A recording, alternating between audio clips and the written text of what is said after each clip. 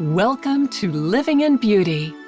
It's Sunday, May 30th, 2021, lucky day number 1777 on the road, and we're in Cape May, New Jersey.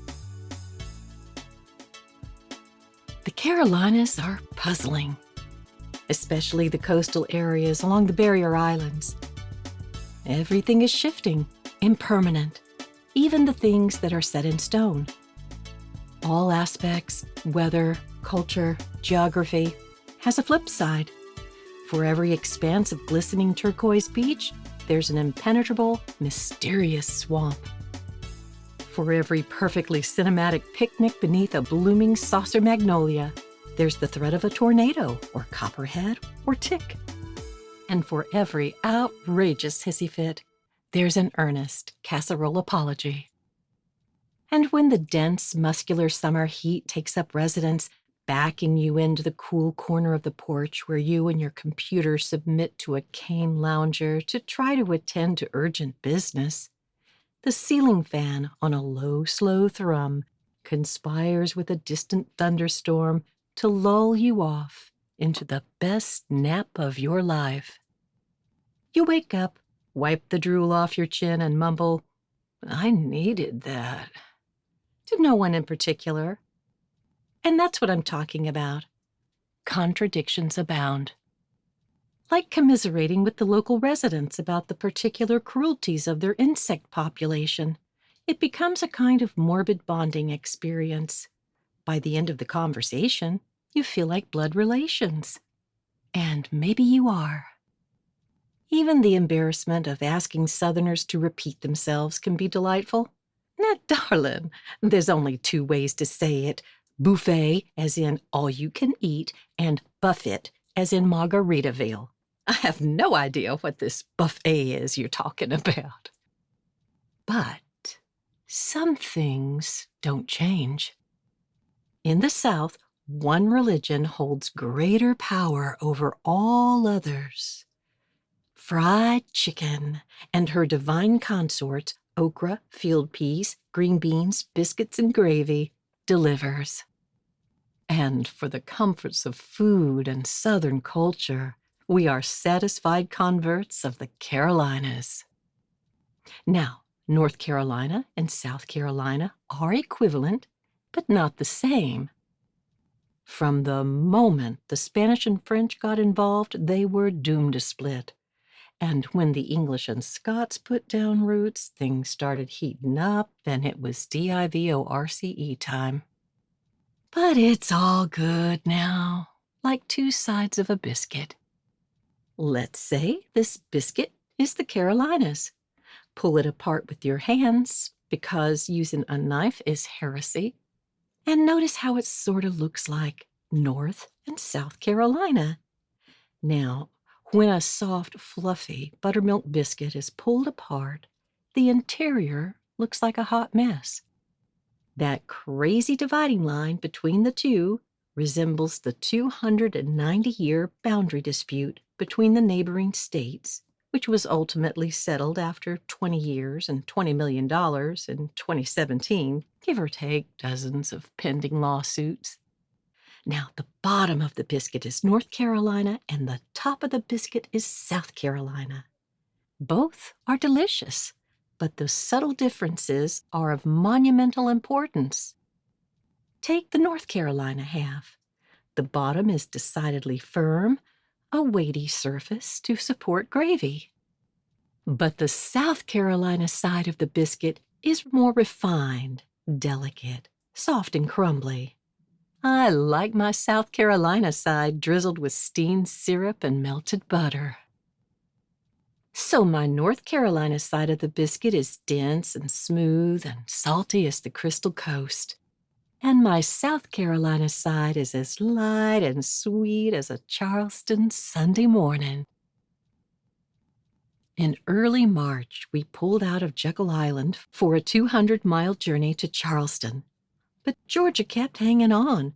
So just before we crossed the border near Savannah, we pulled over in Pooler for brunch on the screened porch of Another Broken Egg.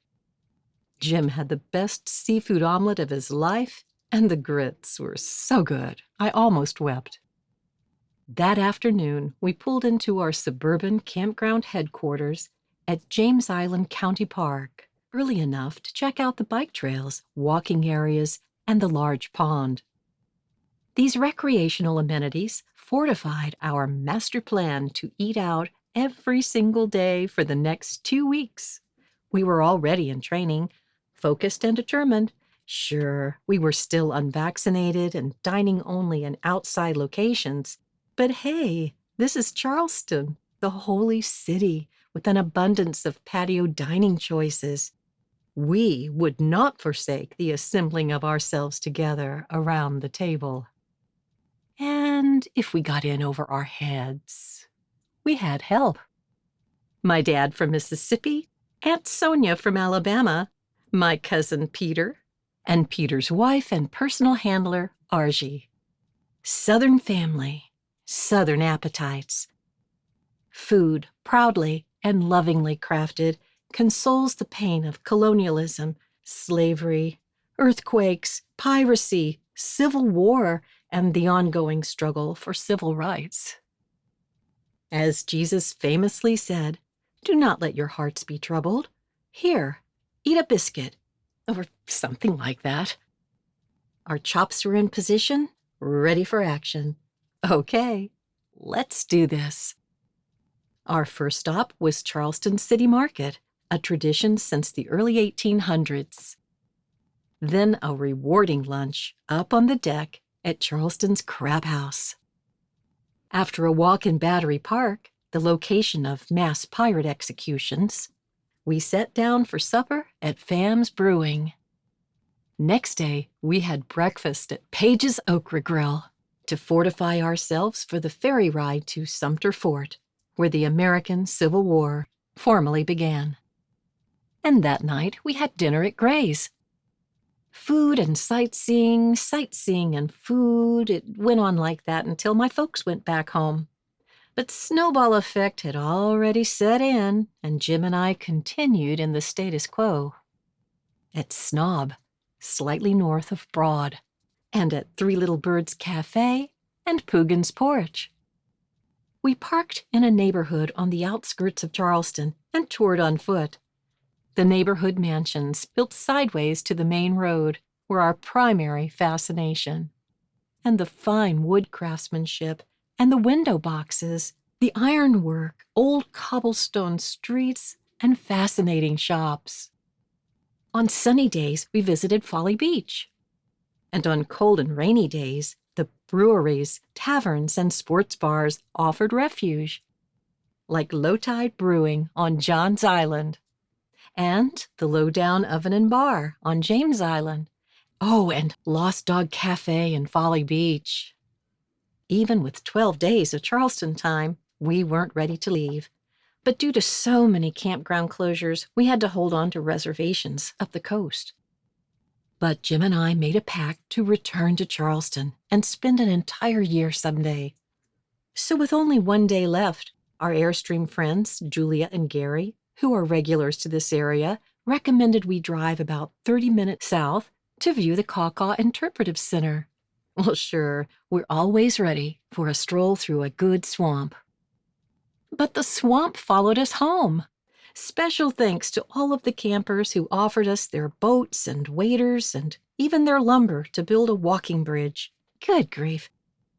Then on to Wilmington, North Carolina. As we passed through Myrtle Beach, Jim and I were engaged in a kind of come-to-Jesus dialogue about curbing our diet toward healthier, plant-based choices.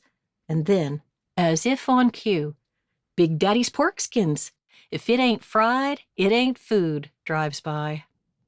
Well, that set off our appetites, so we pulled over at Polly's Island for a bite at Chive Blossom Cafe. That afternoon, we pulled into Carolina State Beach Park on Cape Fear. With half the campground closed for repairs, we were lucky to get the most private site in the park, which we enjoyed for 13 days. The campground is basically a sandbar with quiet hiking paths. The well-marked trails, which began right from our campsite, made us feel like the lord and lady of the manor. This park is surrounded by a suburban neighborhood, but the quiet hammock shielded us from view. It was like wilderness with all the conveniences.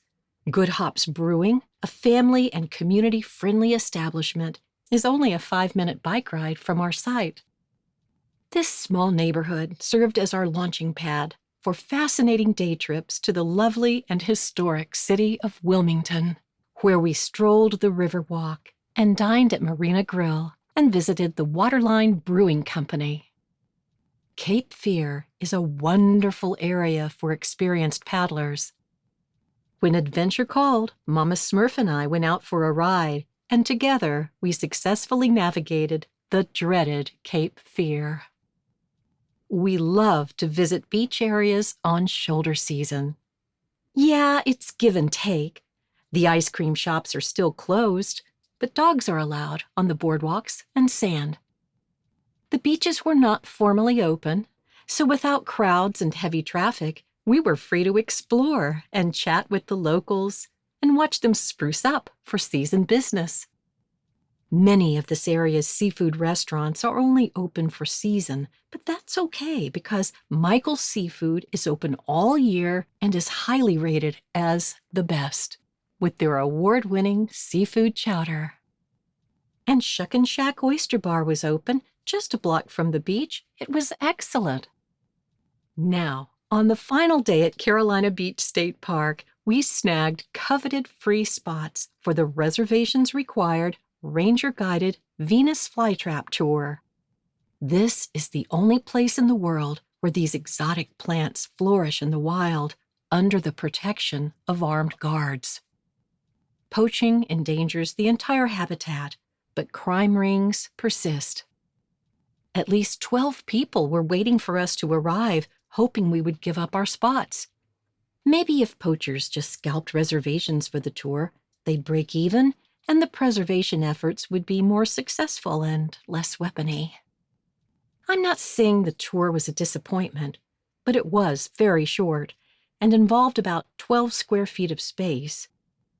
After parking and checking in with the ranger who ID'd us to prove we were on the list, we took a walk down a short trail. The ranger gave a quick talk about the habitat, then stepped out on a boardwalk, pointed to a bed of fly traps, and that was it. We all huddled together to get hasty pics of the carnivorous plants, then walked back to our cars and drove away. The next day, we had an unusual 448-mile journey ahead, so we made an overnight comfort stop at Walton's Distillery in Jacksonville, North Carolina. On that very day, my niece and her family were moving into their brand new house near Swansboro. So we met them for dinner at Burro Low Country Kitchen for a hearty seafood boil. Next day, we were on our way to Ocracoke Island for another bite on the salty side of the Carolina biscuit.